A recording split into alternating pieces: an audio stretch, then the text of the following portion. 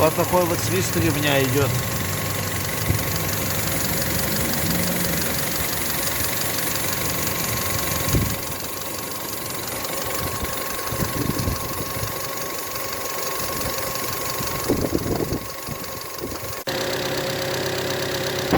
Шума нету без ролика.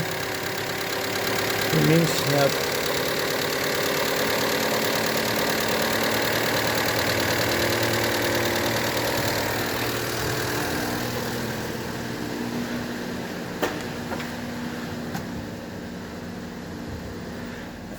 Зарядка не идет сразу.